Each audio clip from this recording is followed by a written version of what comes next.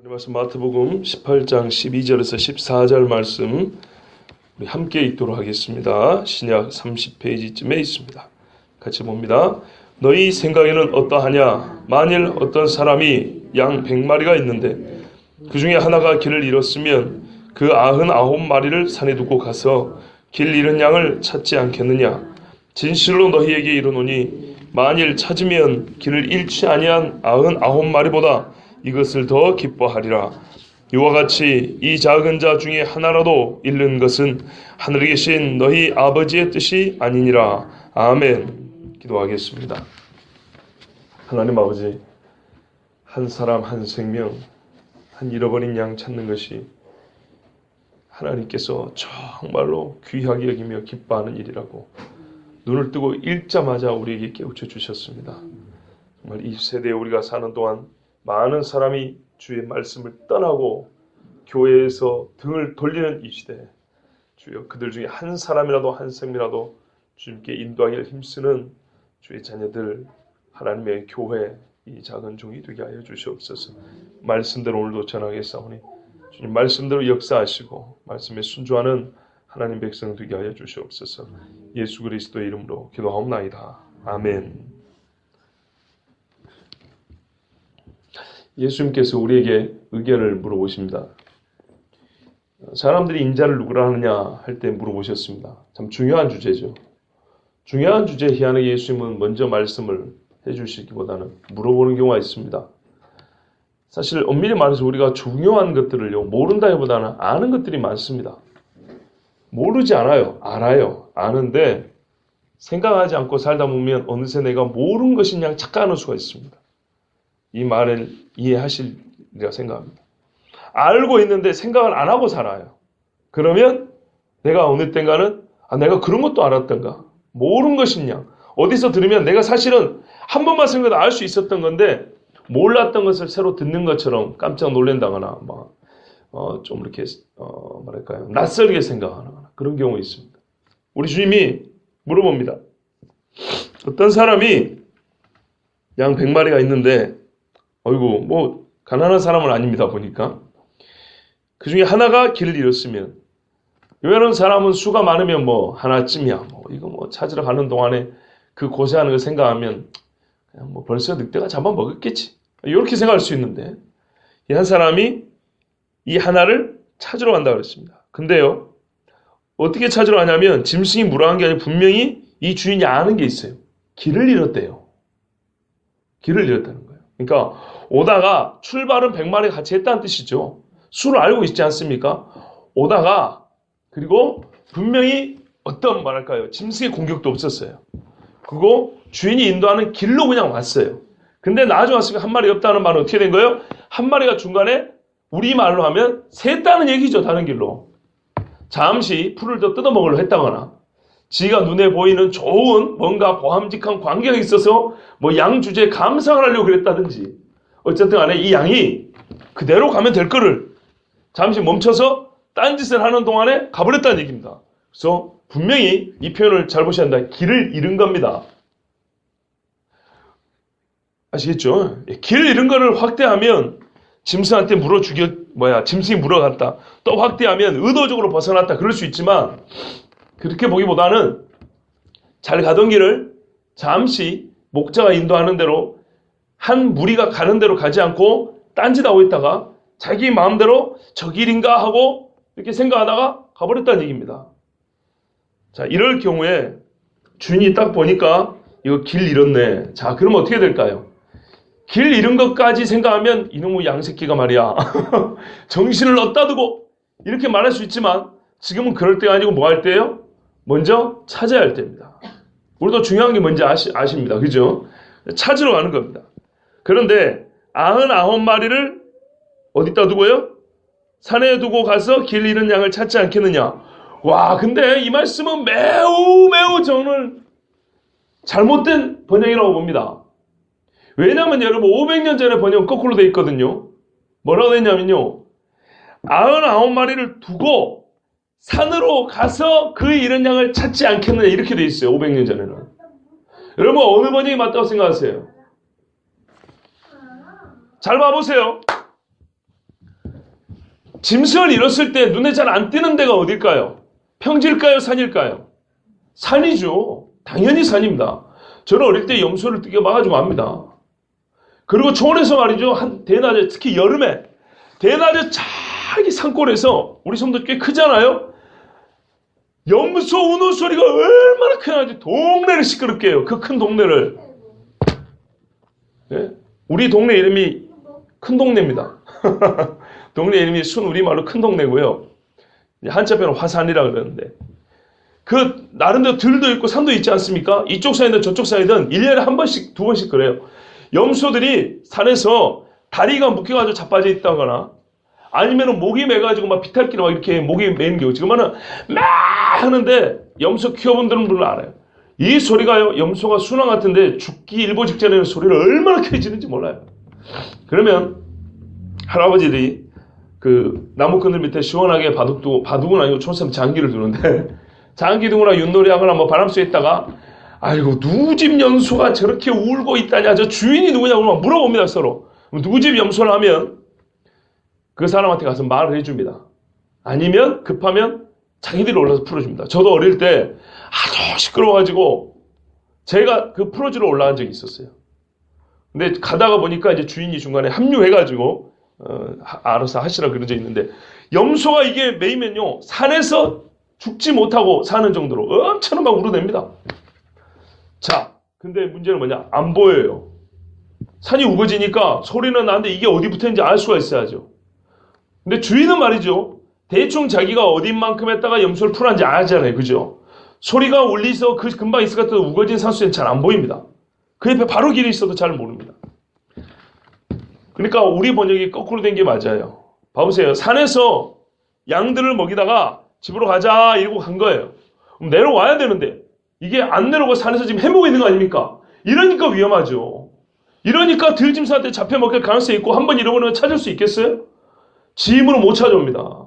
그러니까는 99마리를 그냥 내버려둔 게 아니고 평지에다가 좋게 모아놓고 그리고 갔다 이 말입니다. 우리가 이거를 잘못해서 하면 9마리가 내 팩이 싫다 이렇게 생각하고 한 마리에 너무 집중하는데, 그런 게 아니고 그런 잘못된 해석을 하게 하는 계기가 뭐냐고요? 번역을 거꾸로 했다 이 말입니다. 거꾸로. 봐보세요. 우리 번역은 그 중에 하나가 길을 잃었으면 그 99마리를 산에 두고 가서, 그죠? 산에 두고 어디로 간다는 얘기예요? 몰라요. 또 산으로 갔는지 들로 갔는지. 산으로 올라가던 길이었으면 다시 내려갔을 거고, 산에서 내려오던 길이면 또 산으로 올라갔겠죠. 근데 잘 몰라요. 그런데 500년 전 번역에는 뭐라 됐냐면, 그중 한 마리가 길을 잃었다면 99마리를 두고 산으로 가서, 여기서는 분명히 99마리를 평지에다가 딱 데려다 놓고 그리고 산으로 한 마리를 찾으러 올라갔다는 게 분명하게 그 뉘앙스가 우리 느껴져요. 그렇죠? 옛날의 번역이 더 맞습니다. 그래서 산으로 간 거예요. 산에 가니까 위험하죠. 가시도 있죠. 날이 어두워지죠. 짐승들 막 뛰어다니죠. 그러면 이 한 마리가 절대로 못 찾아옵니다. 핵심은 이겁니다. 첫째는요, 목자의 심정입니다. 우리가 보통 이 말씀에서 목자의 심정, 참 복음성어도 있지 않습니까? 우리가 이 말씀에서 기억해야 될 것 첫 번째는 목자의 심정입니다. 두 번째는요, 양의 처지입니다. 잘 따라가야 될 거를 어떤 계기인지 모르지만 길을 잘못 들면 어떻게 돼요? 산에 홀로 남게 됩니다. 그럼 목자가 찾으러 올 때까지 내려갑니까? 못 내려갑니까? 절대로 못 내려갑니다. 절대로 혼자 못 내려갑니다. 악한 여인에게 뭐랄까요? 들짐승에서 잡혀 먹힙니다. 그죠?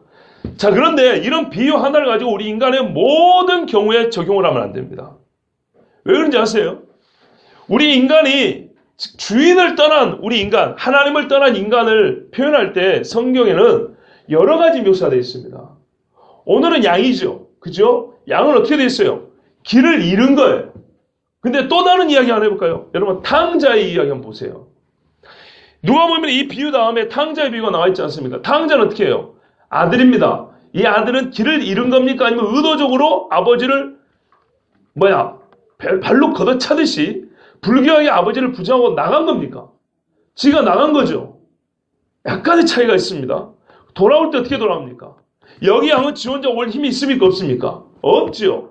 그런데 아들은요, 자기의 처지를 돌아보고 생각해보니까, 야, 이건 돼지 새끼만 또 못하구나.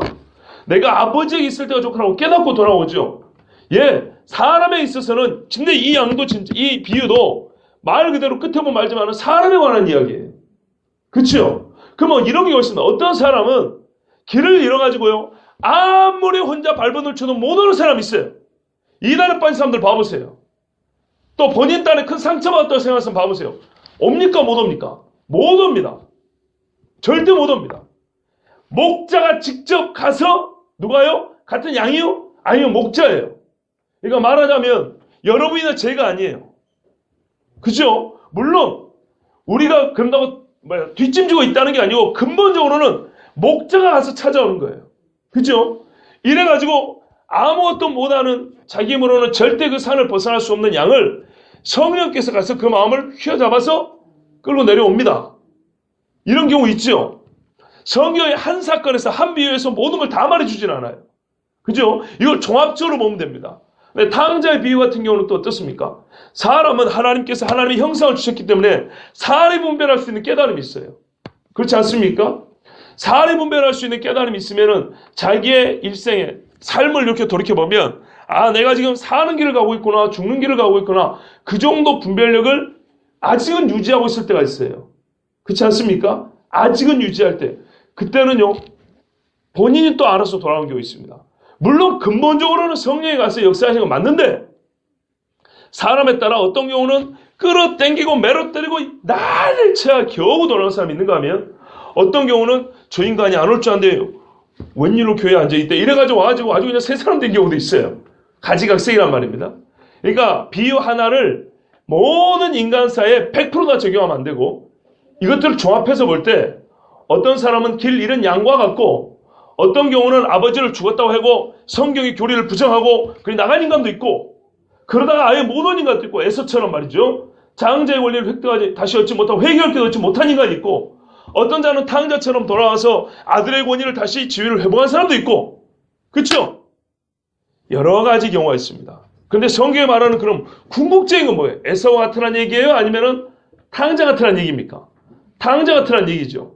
오늘 본문 같으면은 이 잃어버린 양을 주인이 찾아오는 목자가 찾아오는데요. 찾아진 양과 같이 되란 말입니다. 그런데 오늘 비유의 포인트는 어디 있다고요? 양에 있는 것이 아니고 목자에 있다고요. 그죠?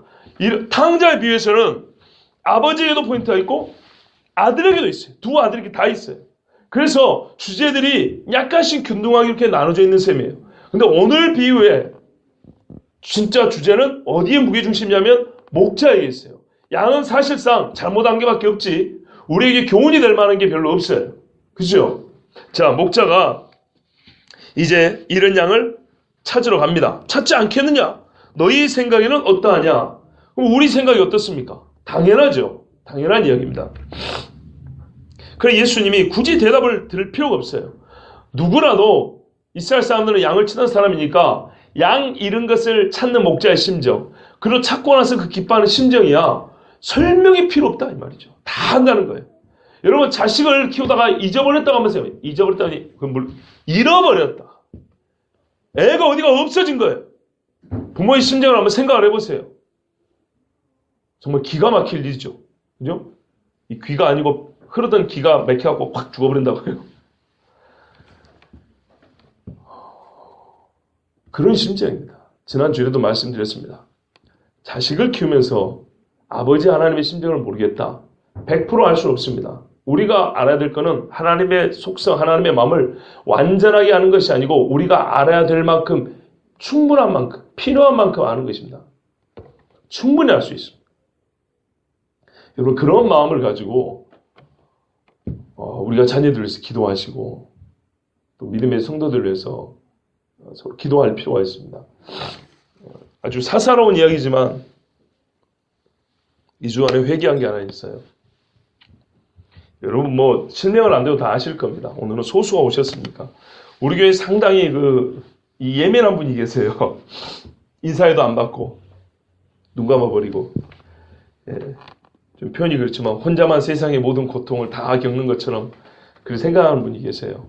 뭐 저도 인간적으로 기분이 안 좋습니다. 그래도 일주일에 한 번 만나는데 인사하면 인사를 좀 받아주기로 하는데 전혀 반응이 없는 저만 옆에서 무슨 제가 사람을 웃기려고 하는 개그맨도 아니잖아요. 이런 일이 반복되면 사람의 속이 상하기 마련입니다. 그런데 이번 주 화요일, 이게 어제죠. 어제 오늘 이틀 동안 하나님이 그런 마음을 주셨어요. 그래서 어쩌냐? 불쾌하냐?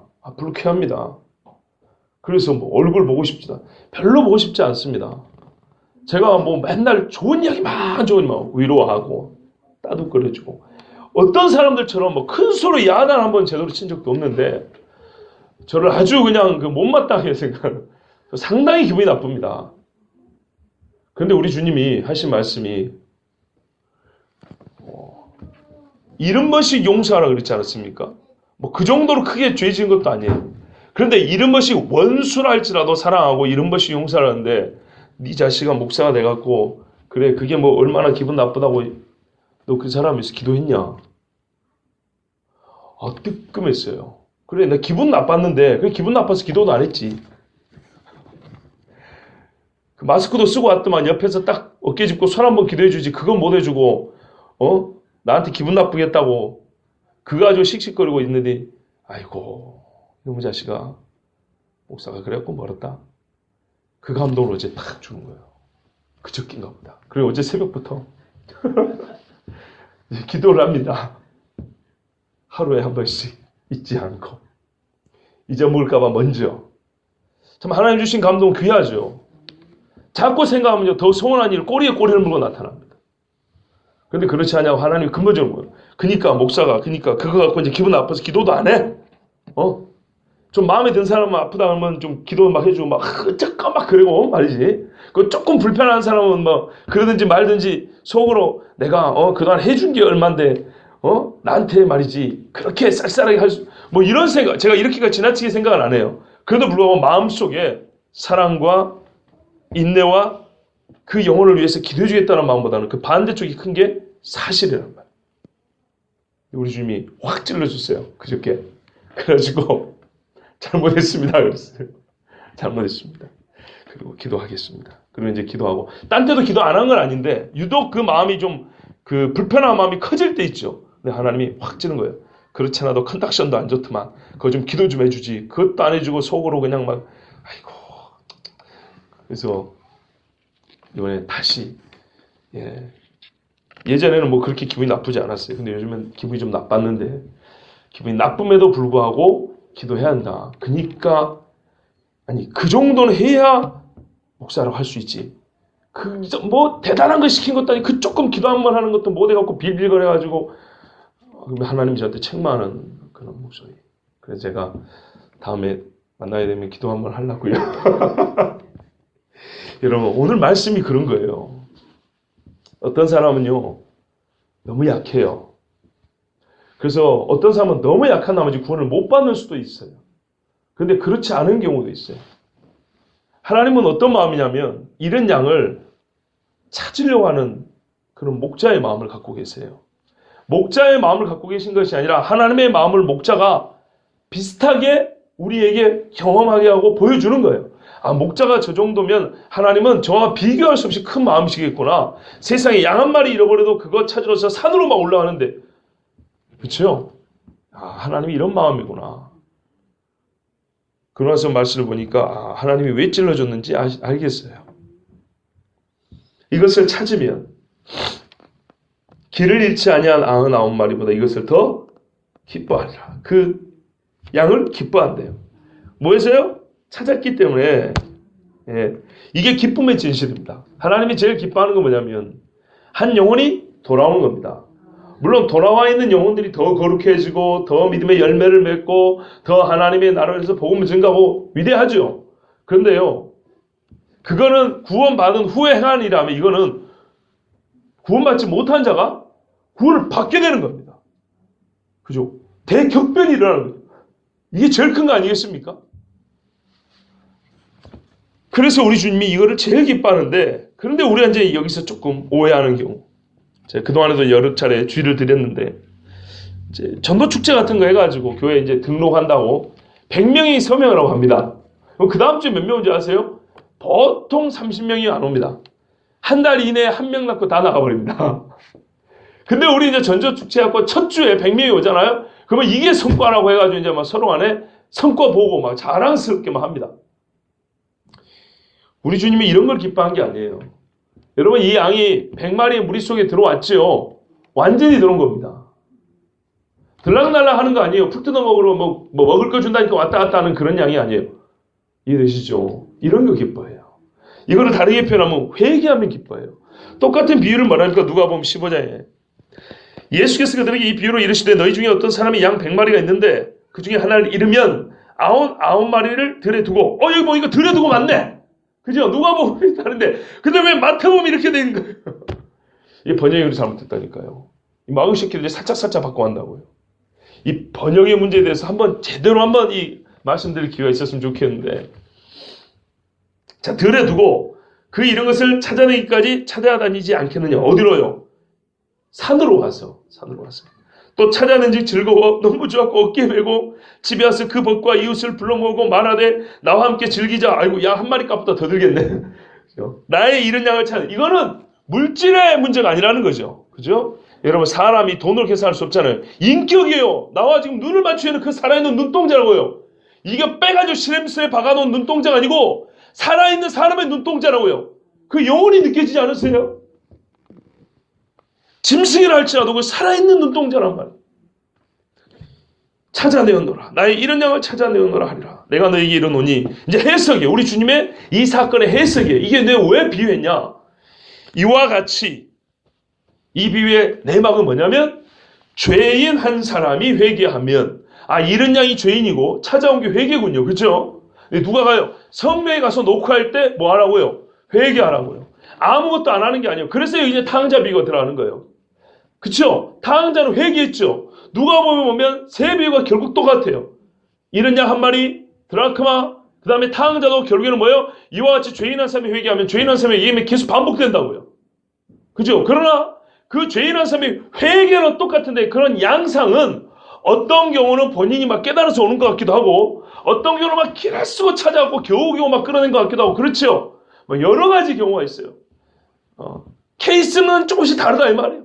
사람 성질도 다르고 경험도 다르고 생각도 다르고 그러니까요. 좀 다르지만 근본적인 원리는 똑같아요. 회개하면 누가 가세요? 하나님이 가서 그에게 마음에 녹화할 때 마음을 열고 예수를 영접하면 그것이 뭐 회개한다는 거죠. 회개하면 그때 그 사람은 찾은 양이 되는 거예요. 그리고 하늘에서는 회개할 것 없는 의인 99으로 말미암아 기뻐하는 것보다 더하리라. 예, 아까 보시면 이것을 찾으면 더 기뻐한다 그랬죠. 그 더 기뻐한다는 말의 뜻이 나와 있는 거예요. 회개할 것이 없는 사람이 하나님 앞에 실수를 했다거나 아니면 그 사람이 하나님 앞에 서 있는 것보다 죄인이 전혀 회개한 말 한 적 없는 죄인이 회개할 때 뭐예요? 비그리스도인에서 비자가 빠지고 안위가 빠지고 그리스도이잖아요. 하나님의 원수된 자가 하나님의 자녀로 바뀌잖아요. 정체가 변하는 이게 제일 큰 변화 아니겠습니까? 그죠? 여러분 외국 사람들이 한국에 와서 얻고 싶은 게 뭘까요? 국적입니다. 국적. 국적만 있으면 숨어 살 필요 없잖아요. 국적이 있고 난 다음에 조금 모자란 국민도 있을 것이고 누구 말을 따라 1등 국민도 있을 것이고 그렇죠? 그걸 따진다는 것도 좀 그렇습니다만 어쨌든 국적을 취득하지 못한 사람은 숨어 살아야 돼요. 외국인이니까. 정해진 그 나라에서 허락한 기간 내에만 살 수 있어요. 그걸 넘어서면 불법 체류자가 되죠. 그래서 제일 바라는 건 뭐냐면 국적입니다. 신분증입니다. 기뻐하는 것이 바로 이 사람이 죄인이 하나님 앞에 의인이 됐기 때문입니다. 봐보세요. 죄인 한 사람이 회개하면 하늘에서는 꼭 반대입니다. 회개할 것 없는 의인 99.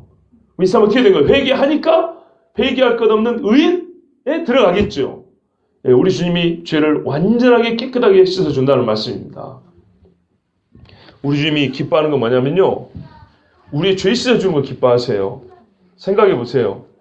예수님이 이 땅에 오셔가지고 십자가에 죽으셨어요. 하나님이 기뻐하지 않는데 일을 하셨겠습니까? 하나님이 뭐라면 자기 아들을 있는데 기뻐하는 아들이라고 그랬어요. 근데 기뻐하는 아들을 정말로 기뻐하지 않는 일을 위해서 내주겠습니까? 아니죠. 정말 기뻐하는 일이 있어요. 뭐예요? 오늘 이런 일요. 죄인이 하나님 앞에 회개하고 돌아오는 이 일을 하나님이 기뻐하세요. 회개하고 돌아올 수 있는 그 길을 열어줘야 될 거 아닙니까? 그 우리 하나님이 자기 아들 이 땅에 부르셔가지고 십자가에 죽게 하셨어요. 참 기뻐하는 일입니다. 우리에게 죄 씻어주고 우리를 죄인 된 우리를 의롭게 정결하게 하는 일을 너무너무 기뻐하세요. 그러니까 여러분 우리가 교회 와가지고 아버지 앞에 찬양하고 기도하고 헌금하고 말씀도 듣고 여러 봉사도 하는 하나님이 기뻐하시죠. 근데 제일 기뻐하는 게 뭘까요? 왜 이걸 반복합니까? 정결한 걸 기뻐하는 거예요. 의롭게 된 걸 기뻐하는 거예요. 그게 제일 기뻐하는 거예요. 왜냐하면 결정적으로 그것 때문에 예수님이 죽었단 말입니다. 당시에 예루살렘 성전에 봉사자가 없습니까? 짐수의 제물 바치는 건 오늘날 예배드리는 것보다 훨씬 힘들어요. 까다롭고 절차도 복잡하고. 그렇지 않아요? 그런데 하나님은 그걸 안 기뻐한대요. 왜요? 부정하고 마음에 악하고 하나님 사랑하지 아니하고 사람에게 들으려고 교만하고 서로 간에 차별하고 도둑질하고 그죠? 하나님이 그거는 미워하는 것이라고 했어요. 이와 같이 이 작은 자 중에 하나라도 잃는 것은 하늘에 계신 너희 아버지의 뜻이 아니니라. 하나님의 뜻은 얻는 것인데 얻는 것은 회개하여 죄인이 의인되는 것. 이건 하나님이 원하시는 뜻이다 이런 말입니다. 이건 어렵지 않습니다. 그러면 여러분 우리가 해야 될 게 뭘까? 잃은 양을 찾아야겠죠. 또 하나는 있는 양이 잃어버린 바 되지 않도록 애를 써야 되지 않겠습니까? 이 두 가지를 생각해 볼 수 있습니다. 우리 중에 있는 양이 잃어버리지 않게 하려면 어떻게 해야 될까요? 첫째는요. 길을 바로 제시해 줘야 됩니다. 그죠? 처음부터 길을 잘못 제시하는 사람이 있어요. 세경과 바리새인들아 뭐라 그랬어요? 너희는 소경을 인도하는 것과 같다 그랬어요. 너희는 천국문을 막고 천국에 들어가는 사람들을 잡아다가 배나 지옥 자식들에게 맞는다 그랬죠. 이거는 말씀을 전하는 자들이 바로 해야 합니다. 그렇죠? 우리가 목자는 아니지만 비유컨대 우리에게 지금 너희가 이렇게 해야 한다고 주신 말씀이잖아요. 그죠? 너희가 목자의 심령을 가지고 복음을 증거하라고 그랬으니까 우리가 이제 이게 우리 나름대로 적용을 해보면 우리가 이게 목자라고 우리 자신을 그렇게 대입을 해봤을 때 어떻게 하세요? 기본적으로 길은 바르게 인도해 줘야 됩니다.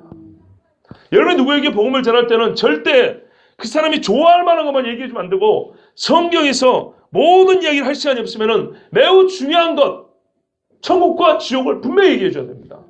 예수 그리스도가 죄를 위하여 죽으셨다는 거 회개해야 구원을 받습니다라는 걸 반드시 얘기해 줍니다. 어떤 사람처럼 하나님은 당신을 놀라운 계획을 준비하고 계십니다.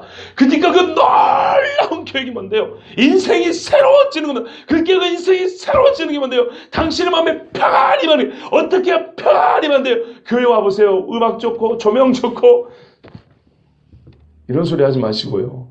마음에 갈등이 있어야 돼요. 그렇죠? 갈등이 있어야 돼요. 많은 사람이 예수님하고 대화하고 근심한 명 아니라 근심한 명 아니라 근심한 명 아니라 그랬어요. 이런 현상이 있어야 됩니다. 네 말을 다시 듣겠다 하든지 아니면 듣기 싫다 하든지 사람 마음에 두 개 나타나는 겁니다. 믿고 회개하는 자가 있는가 하면 정말 그 마음에 화이 많은 사람은 아주 배척하는 사람이 있습니다. 근데 이것도 저것도 아니고 야, 그 정도는 뭐 들을만하다 이 정도는 문제가 있는 거예요. 그러나 일부러 사람들이 듣기 싫어하는 사람을 골라라는 얘기가 아니에요. 하나님의 말씀을 그대로 전하면 받는 자에게는 기쁨과 희락의 말씀이에요. 얼마나 막 영혼이 펄쩍펄쩍 뛰는지 몰라요. 우리가 영적인 눈이 좀 열려가지고 서로 봤으면 좋겠어요. 저도 봤으면 좋겠어요. 제가 설교할 때 각 사람의 영혼이 펄쩍펄쩍 뛰고 있는지 아니면은 침을 얻고 이렇게 등 이렇게 몰라 이러고 있는지 아니면 막 뿔이 나가지고 막 이러고 있는지 아마 그러면 설교 못하겠죠.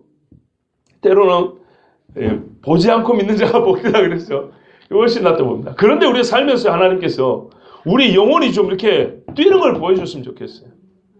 때로는 그 영혼이 어떤 지경에 빠졌는지 얼마나 죽어있는지 회색으로 변해가지고 와 이렇게 빛나는 게 아니고 새까맣게 죽어가는 걸 보면 여러분 큰일 났다고 기도하지 않겠습니까? 그런 걸 좀 보여줬으면. 봐보세요.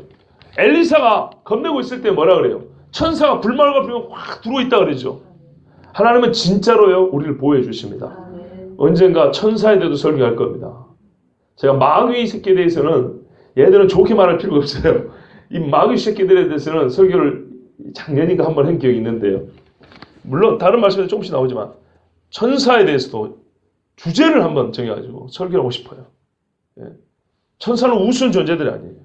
진짜로 하나님께서 각 사람을 구원하는데 그 구원의 길을 벗어나지 않고 이 길 잃지 않고 그 길을 걸어도 하나님께서 천사를 통하여 얼마나 역사하시는지 몰라요.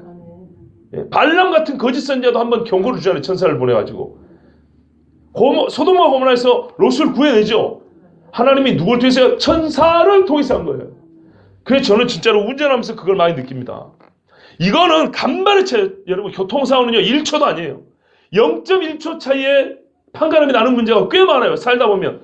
그렇지 않은가요? 그죠? 사고가 나느냐 안 나느냐, 났어도 이게 어떤 방향 어떤 각도로 나느냐, 그때 내 몸 자세가 어떠냐에 따라 이 충격이 또 다릅니다. 그쵸? 사고가 나도 차가 어느 정도 상하느냐, 완전 다른 이야기입니다.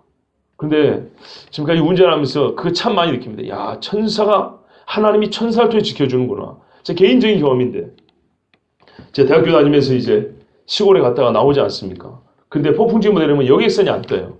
그러면 당시에 저희 지금 대부분 보트 한번 보셨을 거예요. 요 보트보다 조금 더 큰 배 있었어요, 옛날에. 이 트럭 엔진 달아가지고 다니는. 조금 더 큰 배가 있었는데, 이 배를 타고 가면요, 막 물벼락을 맞는 거예요. 파도가 치니까. 그런데 우리 섬에서 한 7km 정도, 7km, 8km 정도 떨어진 그 옆에 이제 돌산이라고 우리나라에서 7번째 큰 섬이 있어요. 거기는 다리가 연결되어 있기 때문에 그까지 이제 저희 아버지가 저를 태워다 줍니다. 비 올 때 입는 그 갑바라고 하죠. 이 두꺼운 갑옷, 갑옷이라는 비옷을 입히고 이제 냄새나는 기관방에 이제 앉아 있는 거예요. 왜냐면 물 튀면은 바닷물에 젖은 옷을 입고 서울까지 갈 수는 없잖아요. 그러면 저를 거기다 태워주고 아버지 혼자 이제 돌아가는 거예요. 그때 마음이 얼마나 걱정이 되는 건 몰라요. 저 멀리 이제 육지에 올라와서 보면 바다가 여러분 잔잔하게 보이죠? 그냥 햇빛에 이렇게 막 반짝반짝해 보이죠? 그런데요, 섬에서 좀 산 사람은 저게 잔잔해서 반짝반짝한 거지, 저게 파도인지 구분이 되거든요. 저 정도 파도면 겉보기는 아름다워도 실제로 오면은 상당히 위험하다, 이게 보여요. 근데 올 때도 경험했잖아, 갈 때는 맞바람이 또 이런 게 있어요. 그러면 야, 위험하다. 복음성가 있죠. 캄캄한 밤 바다에. 그래서 이제 제가 그 찬송도 부르는데, 이제 아버지 이제 가는 뒷모습을 보면서 기도를 많이 했어요. 하나님 살려주셔야 됩니다. 옆에 누가 있는 것도 아니고 혹시나 뭔 일이 생기면 지켜줄 사람도 없고 물에 빠진다 건져줄 사람도 없고 얼마나 위험합니까?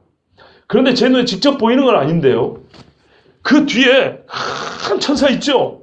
예? 어마어마하게 큰 천사가 그 아버지가 이렇게 배를 이렇게 이제 운전하고 있단 말이에요. 옛날에는 이렇게 운전한단 말이에요. 이렇게 키를 손으로 잡고 나무로 딸이라 그래요. 이걸 이렇게 운전하는데 그 손잡고 이렇게 막 이제 파도치는데 막 가고 있는데 바로 그 등 뒤에서 큰 천사가 그 파도치는 바다를 마치 잔잔한 바다 보는 것처럼 그러는데 제가 그게 딱 보이는. 그래서 아멘.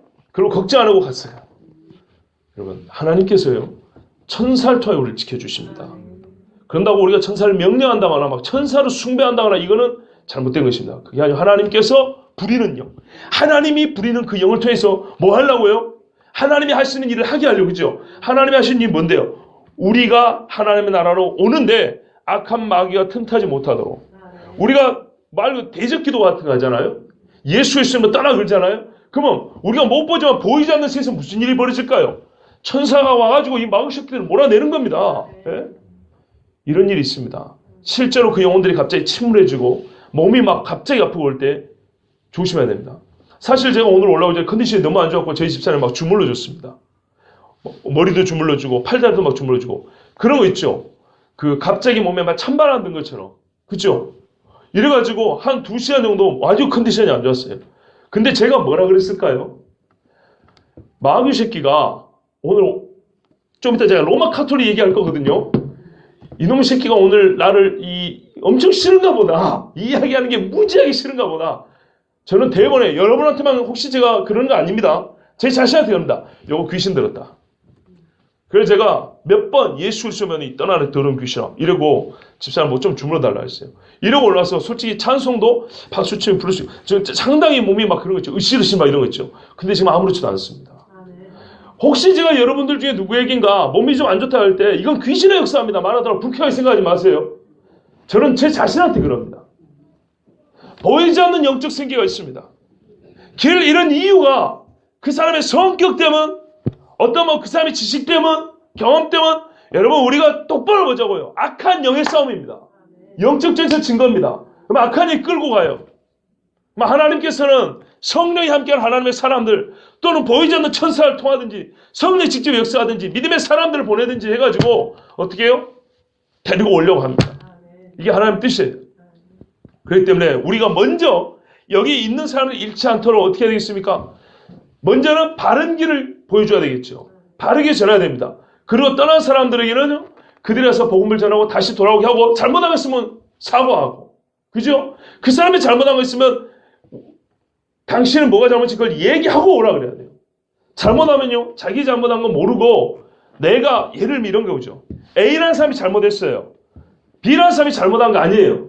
근데 A라는 사람이 먼저 선방을 때렸어요. 나 상처받았어? 그럼 교회 떠나버렸어요. 그럼 어떻게 돼요? 남아있는 B가 잘못이에요? 떠난 A가 잘못이에요? 사건은 정확히 봐야 돼요. 예. 송사의 원고가 옳은 것 같으나 피고 와서 그 진실을 밝힌다고 그랬어요. 선방 때린다고 옳은 게 아니에요. 이거는 제가 총각 때부터 했던 이야기입니다. 28살에 이 청년부 전도사 첫 해 나갈 때부터 한 얘기입니다. 사역 첫 해부터 총각 때. 사람들이 교회에서 보면 되게 서로 싸움도 있고 다툼이 있어요. 그런데 먼저 나간 사람이 이기해요, 항상. 내가 상처받았어. 이러고 나가버려요. 그러면 일반 교인들은요, 그 사람 말을 먼저 듣게 되거든요. 남아있는 사람은 괜히 억울해지는 거죠. 그죠? 그리고 어떻게 돼요? 내가 죄인인 것처럼 돼버려요. 왜냐하면 결국 저 사람이 나갔으니까. 남아있는 내가 죄인인 것처럼 돼요. 그러나 하나님이요, 그렇게 덮어놓고 판단하는 분이 아니에요. 정확하게 봅니다. 그 사람은 지가 잘못했고 지 성질에 들어서 나간 거예요. 그럴 때 어떻게 해야 돼요? 정확히 가서 말해줘야 됩니다. 그냥 내가 잘못했어 돌아와. 이건 어린애 달리는 부모가 하는 건데요. 그러면 애기 버릇 못 추죠. 못 쓰게 만들어버리죠. 똑같아요. 돌아오게 하러 가더라도 잘못한 것을 잘했다고 한다거나 내가 잘못하지 않았는데 괜히 그 사람을 오게 하려고 내가 잘못했어 내가 잘못했어 그런다거나 그런 건 아닙니다. 정확하게 얘기해줘야 됩니다. 우리가 재판하듯이 따지자는 건 아니에요. 적어도 우리가 사실관계를 왜곡하면서까지 그러면 안 된다는 겁니다. 지금 말씀하는 거는 이런 양을 사랑하고 이런 양을 돌이키기 위하여 애를 쓰라는 것이지 그 돌이키는 방법이 어떤 방법이어도 좋다 그런 말은 아니에요. 이단 사입이 다 받아들이라는 얘기도 아니고 종교나온주의 받아들이라는 얘기도 아니고 잘못한 걸 잘했다고 잘한 걸 잘못했다고 뭐 이만한 걸 이렇게 조그만한 축소시키고 조그만한 걸 이렇게 크게 만들고 이런 식으로 하라는 얘기 아니에요. 지금은요 그 마음을 안 하는 것이지 맞죠? 예, 심정을 말하는 거예요. 그런데 이거를 가지고 심정만 품고 그 방법에 있어서는 우리가 지혜롭지 못해가지고 그냥 막 열정만 갖고 가가지고 하면은 회개하지 않고 교회만 돌아온 사람을 만들 수 있습니다. 그건 아닙니다. 돌아오는 순간 회개하든지 회개하고 돌아오든지 물론 돌아온 다음에 회개할 수도 있지만 약간의 시차는 있겠지만 중요한 거는 회개하는 거예요. 회개할 수 있는 말이 우리 속에 있어야 돼요. 그러면서 그 영혼을 사랑하는 거예요. 그 영혼을 사랑하고 찾아가되 그를 회개할 수 있도록 마음을 움직일 수 있는 메시지가 우리 입술에 있어야 된다 이런 말입니다. 그렇지 않으면은 내가 너를 얼마나 사는데 얼마나 사는데 이거 갖고 안 돼요. 맞아요. 그거는 당신이 그를 사랑하는 것이지 주님이 그를 살리는 방법이 아니에요. 그거는 세상에 안 믿는 사람이라고 자기 새끼 미워하는 부모가 어디 있습니까?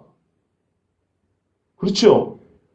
내가 그 자식을 사랑하느냐 안 사랑하는 문제가 아니고 이거는 그가 회개하는 돌이키는 양이 되느냐의 문제입니다.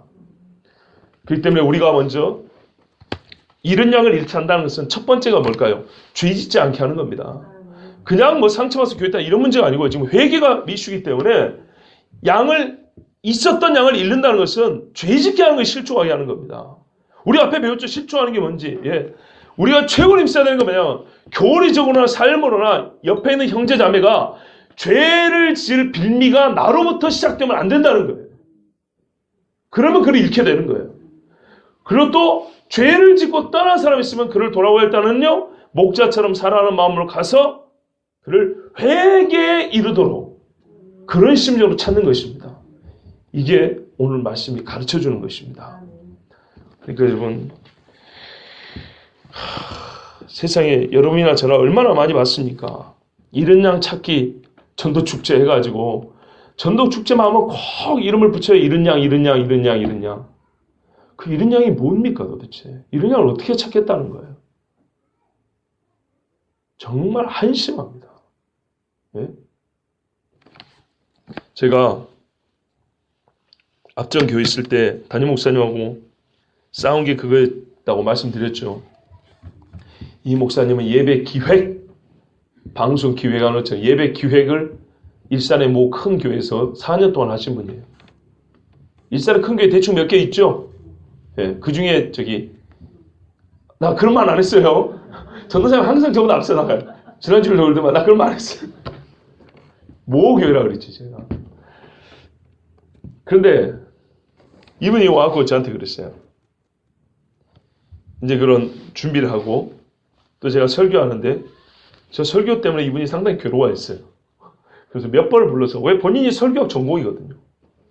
전공자의 자존심을 가지고 저를 불러다 놓고 아랫사람이니까 얼마나 사람을 막 진짜 괴롭게 했는지 몰라요. 근데 그 중에 하나가 뭐냐면 여러분 잘 보세요. 새로운 설교학 운동, 새로운 예배 운동인가? 이런 게 있어요.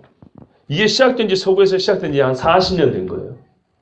새로운 예배학 운동인가? 설교 운동인가? 뭐 이런 게 있어요. 이게 한 40년 전에 시작이 됐는데 70년대죠. 왜 시작되냐면 사람들이 설교를 안 듣는다는 거예요. 예배가 너무 무미건조해진다. 그런 차원에서 어떻게 하면 처음 의도가 뭐냐면 사람들이 관심을 가지고 흥미를 가지고 집중할 수 있는 예배를 우리가 만들 수 있을 것이냐예요. 하나님께 올려드릴 게 아니고 사람들에게 어떻게 하면 활력이 있고 재미있고 집중할 수 있는 그런 예배를 만들 수 있겠냐. 이래서 새로운 예배학 운동, 새로운 설교학 운동이 시작된 거예요. 그걸 저한테 막 얘기를 한 거예요. 그러면서 저보고 그런 지식이 없어서 네가 지금 그런 거라고. 메시지 내용만 중요한 게 아니고 그게 형식이 중요하다고. 담는 그릇이 중요하다고. 그렇죠. 누가 담는 그릇이 중요하지 않답니까? 그런 뜻이 아니에요. 그런데 더 중요한 건 뭐예요? 내용이란 말이에요. 왜냐하면 사람이 구원을 얻느냐 마느냐 내용 문제지. 그렇지 않습니까? 뚝배기보다 장맛이라면서요. 예? 딸이 레시피 보면서 막 요리를 막 하는데 그거하고 엄마가 치워봐라 이놈 기집애야. 된장에 그냥 손을 팍 넣어가지고 말이죠. 무 그냥 팍팍 썩 팍 넣고 이건 맛만 좋죠. 그죠? 예? 꼭 그런 건 아니지만 형식 그래가지고 제가 이제 물은 게요. 그래가지고 얼마나 사람이 구원을 얻습니까? 그리고 그런 고민이 있죠. 이 메시지 내용을 어떻게 전해야 될까? 많은 고민이 있겠지만 과거에 많은 영혼들을 하나님께 인도했던 지난 2000년간의 기독교 역사를 왜 부정하는 말씀하십니까? 2000년 동안의 사도들과 하나님의 종들이 수많은 사람을 아버지께로 인도할 때 그들이 제일 우선 가치로 둔 게 뭡니까? 형식입니까? 아니면 주님이 주신 말씀을 그대로 전하는 겁니까? 형식에 관심을 두다 보니까 메시지 내용도 삐뚤어지는 거예요. 그러니까 여러분 가장 목사들이 잘하는 게 뭐예요? 설교 시간에 딱 올라오면 뭐부터 해요? 우스갯소리부터 먼저 시작하잖아요. 왜요? 사람들의 관심을 끈다는 거예요. 근데 저도 많이 봤거든요. 그 우스갯소리 끝나면 다 딴짓하더라고요. 그거 다른 거 기억 못해요. 관심을 끄는 것이 아니고 관심을 거기다 매두는 것부터 하는 거예요. 한 30분 설교할 거를 앞에 5분의 재미를 있는 이야기에 관심을 딱 묶어놓고 25분 나머지는 관심을 못 갖게 해버리더라고요. 그래서 제가 그 목사님한테 이제 그런 말씀도 드렸어요. 그리고 전도축제 수백만 원, 수천만 원 써봐야 100분의 1입니다. 있는 그대로 하나님의 말씀 전해도 100분의 1입니다. 저는 직접 봤습니다. 있는 그대로 증거했을 때 하나님께로 오는 사람을 봤습니다. 제가 그 증인입니다. 좋아할까요? 싫어할까요? 겁나게 싫어하죠. 근데 희한하죠. 같은 주의 종들인데 아 그렇구나. 돈도 아끼고 사람도 구하는 방법이 있구나. 돈 버리고 사람 버리는 거 말고 예? 뭔 그 해피데이 프로젝트라고 아세요? 아, 강인 집사님 아세요? 아는 척을 했는데 알아요? 어디서 들어봤어요? 시댁교회에서? 오늘 황보 집사 안 오셨죠?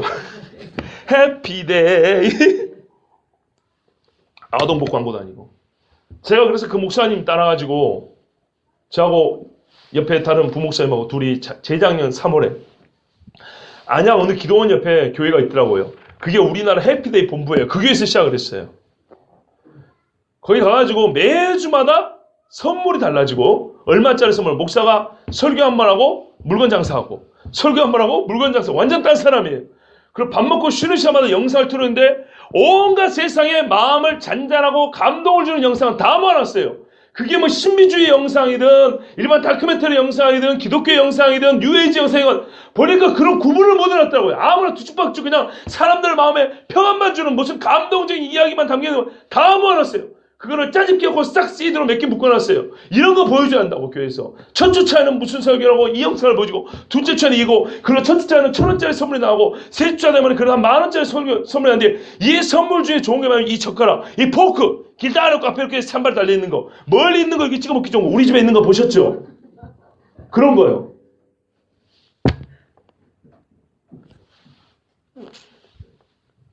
그게 20세기 하나님 주신 전도 방법이고 교회가 성장하는 방법이래요. 그 교회가 성도가 몇 명이나 될까요? 네? 희한한 거 아십니까? 그 교회도 올라갔다 내려갔다 올라갔다 밀물섬이 너무 커요. 뭐 하면 우르르 했다 쭉 빠져나오고 우르르 했다 쭉 빠져나오고 그럼 거기 참석한 목사들 지방에서 버스 차대기로 싣고 오더라고요. 뭐 지방에 있는 교회들 어떻게 됐겠습니까? 뭐 죄송하지만 저희 처가 교회도 그랬어요. 네? 그런 거 뭐 두 날개 뭐 하여튼 그 비는 거 있죠. 아무 효과 없어요. 아무 효과.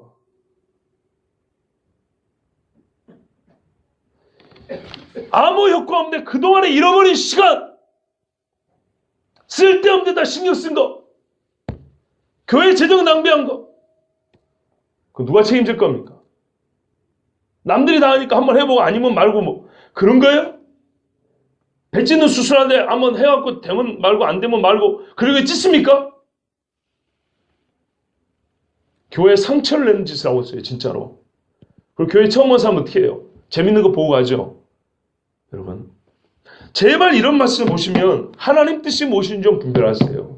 만약에 그런 게 필요했을 것 같으면 예수님도 그랬을 거라니까요. 예수님 당시에는요 마이크 없어도 쩌렁쩌렁 목소리 울리는 가수들이 넘쳐난 시대예요. 이 시대가.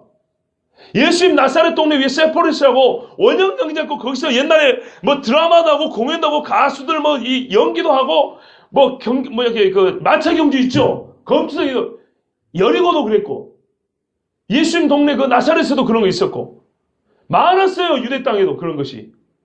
가수들이 넘쳐난 시대라고요. 마술사도 얼마나 많은데. 제가 그래서 너무 회개했어요. 마술사는 다 지옥 간다고 하는데 2006년도에 2007년도에 제가 중고등부 맡고 있을 때 거기도 뭡니까? 축제를 하잖아요. 중고등 축제.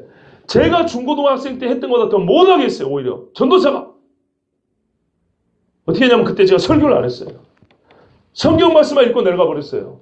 그랬더니 우리 교회 부목사님 중에 한 번 정신 차리면서 저를 책망을 했어요. 전도사님 왜 설교를 안 합니까? 그랬어요. 이 정신 차림 같이 보이는 한인관이도 그런 띨띨한 짓을 한다니까요. 성경 읽고 내려갔다. 왜? 이 모인 중고등학교 애들이 별로 그렇게 신앙이 없는 영적이지 않은 애들이에요. 그러니까 얘들한테 별로 부담시켜 주고 싶지 않아가지고 제가 그렇게 사역하지 않았거든요. 근데 그때 그랬어요. 아차 했지만 때는 늦었어요. 거기다가 프로그램 중에 뭐였냐? 그때 중고등부 애들이 유행이 뭐냐면 마술이 있어. 마술 부르는 학생 중에도 마술을 하는 애들이 있었거든요. 걔들 불러다 얘기해갖고 마술을 하겠다고요. 그게 주님을 기뻐하는 건 무슨 상관이야 말이야. 아무 상관이 없어요. 지금 설교하는 저도 그런 바보 같은 짓을 했다고 말입니다. 이건 하나님 앞에 회개할 죄입니다. 그 귀한 한 번에 1년에 한 번씩 하네요. 그리고 그 다음 교회 가서 사역할 때는 매 그런 행사가 있을 때마다 하나님 말씀 전했어요. 생명이 어디 있냐. 그랬더니 진짜 영혼이 사는 그런 영혼이 있더라고요. 하나님 앞에 돌아오면서 있었어요. 그래서 어떤 경우에는 당시 담임 목사님이 저보고 뭐냐면 이건 한 목사의 열매잖아. 이렇게 말하는 사람이 있었어요. 제가 그 영광을 주고 싶은 마음인데 그분이 표현하길 그런 거예요. 여러분 하나님 아버지의 뜻은 잃어버리지 않는 거예요. 아무리 작은 자라도 잃어버리지 않는 거예요. 있는 자가 잃어버리는 죄를 지을 비밀을 제공하지 마시고 떠나 있다면 길을 잘못 들었다면 문제는 길을 잘못된 거죠. 목자가 없는 길을 가버린 거죠. 목자가 있는 길로 돌아올 수 있도록 바르게 인도하시기 바랍니다. 첫째는 사랑하는 마음이고요. 그리고 그의 귀에 회개할 수 있는 메시지를 넣어줘야 합니다. 그러면은 정말 우리 살아생전에 하나님께서 천하보다도 귀하게 계시는 한 생명이라도 얻을 줄로 믿습니다. 여러분 꼭 그렇게 기도해 주세요. 저는 가끔 교회에 오는 사람들 있지 않습니까? 때로는 기분이 뭐 나쁜 건 아닌데 별로 그렇게 좋지는 않아요. 왜냐하면 어떤 사람들은 자기들이 뭐나 된 것처럼 이 교회 저게 이렇게 나름대로 평가하면서 다니는 사람들이 있어요. 앞에서 보면 대충 보입니다. 그리고 얘기해보면 그런 기분이 느껴지는 사람이 있어요. 왜냐하면 제가 첫 번째 사역할 때 첫 해도 그랬다니까요. 28살 때도. 어떤 분이 예배했는데 한 두 주가 저 뒤에서 자꾸 팔짱 이러고 있는 사람이 있었어요. 가가지고 만나봤더니 저보다 나이가 많죠. 제가 28이었으니까. 말하면 나는 한국 교회에 어떤 교회가 바른 교회인지 어떤 목사님들이 바르게 메시지를 전하는지 우리 교회들을 좀 점검을 해볼 필요가 있다. 그래서 내가 지금 이 교회 저기 다니고 있습니다. 저 별로 신경 쓰지 마시고 그냥 사역하세요. 이런 사람도 있죠. 진짜 꼴보기 싫습니다. 지가 뭐나 되는 줄 알아요. 아무것도 아니에요. 아무것도 아니에요. 가끔 그런 사람도 있어요. 저는 그런 사람들은 정말 사절입니다. 여러분에게도 유익하지 않아요. 교만한 마음만 괜히 허풍성의 바람만 들게 하지 절대 유익하지 않습니다. 그런 사람들을 조심하는 일도 우리가 해야 합니다. 제가 좀 이따 로마 카톨릭 얘기할 때 또 조심해야 될 부분을 한 가지 더 말씀드리겠습니다. 여러분, 우리 주님께서는요, 이런 한 마리 양이 회개하고 돌아오면 하늘에서 뭐 한다고요? 기뻐하는 것보다 더 한다 그랬어요. 하늘에서 잔치한다 그러죠. 보이는 겁니까? 안 보이는 겁니까? 안 보이죠. 그래서 제가 아까 안 보이는 얘기하고 보이는 얘기가 같이 한 겁니다. 안 보이는 세계에서 일어나는 영적 싸움입니다. 거기서 승리하면 우리는 지금 당장 보이진 않지만 하늘에서 그 영혼으로 말미암아 돌아온 영혼으로 말미암아 엄청나게 기뻐합니다. 생명책의 이름이 써지는 거예요. 그러니까 제발 다른 하나님 주신 구원의 방법은 다 가져요. 다른 거 신경 쓰지 마시고 영혼을 살려면 주신 말씀대로 하시기 바랍니다. 우리 함께 기도.